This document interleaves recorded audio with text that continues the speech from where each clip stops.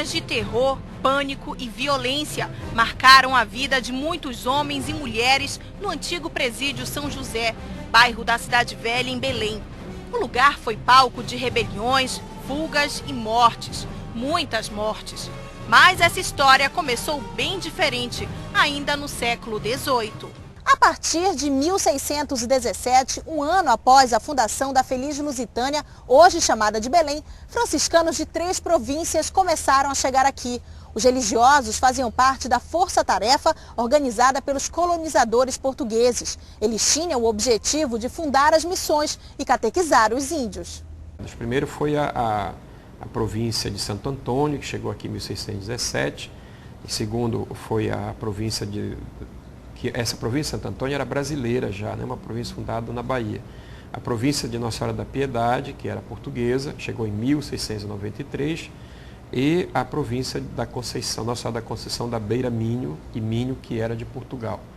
Eram 3 províncias comissariadas que se estabeleceram em 3 lugares diferentes aqui da região amazônica.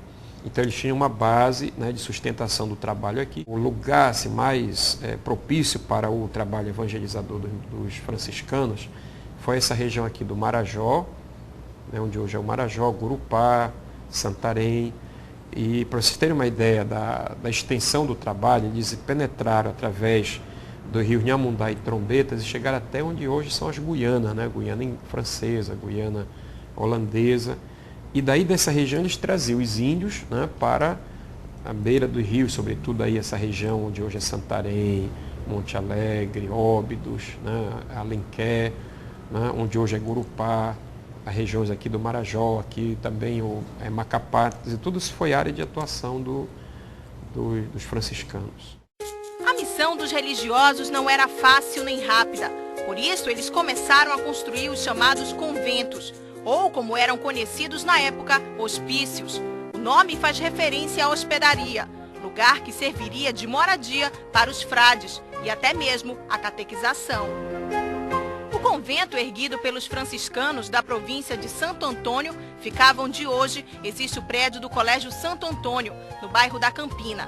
Já os religiosos da Conceição da Beira do Minho fundaram o convento São Boaventura, atual Arsenal da Marinha, na Praça Tamandaré. E os de Nossa Senhora da Piedade fundaram o convento São José, atual Polo Joalheiro.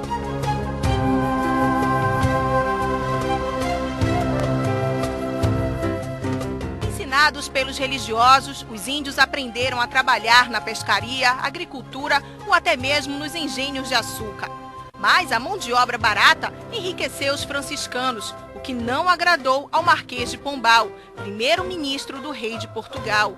Por isso, o aviso régio de 5 de fevereiro de 1758 determinou a saída dos frades de Belém.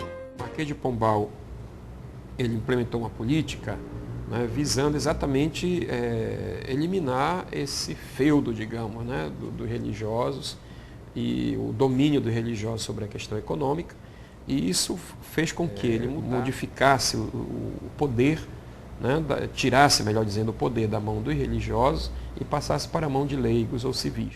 Com a expulsão dos religiosos, muitos conventos que ainda não tinham as obras concluídas passaram às mãos do governo. Um exemplo é o convento de São José, que teve muitos fins. Foi depósito de pólvora, quartel, olaria e hospital, até que em 1843 virou cadeia pública. O primeiro preso do São José foi o escravo Inácio, encarcerado em 12 de janeiro de 1858. Depois dele vieram José, Antônio, Josefa. Nesse século XIX, nessa segunda metade do século XIX, por exemplo, não havia limites, não havia estabelecido regras para o depósito de presos, né? Então, por exemplo, se encarceravam homens com mulheres, se encarceravam escravos para serem castigados a pedido dos senhores. Eram, por exemplo, nesse local havia uma cela, uma determinada cela, um ambientezinho que era destinado às pessoas que iam ser executadas, porque havia pena de morte nessa segunda metade do século XIX.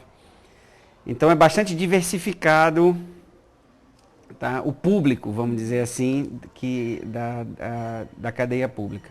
Exatamente aqui havia o oratório, um lugar sagrado, onde os presos condenados à morte passavam os últimos momentos de vida pedindo perdão a Deus.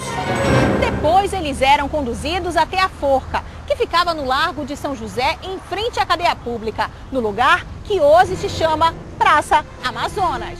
O enforcamento era um acontecimento em Belém, né? Assim, era uma coisa que era acompanhada com grande interesse pela população. Então havia todo um teatro, o condenado era um grande cortejo pelas ruas da cidade, conclamando as pessoas a verem, né, a execução.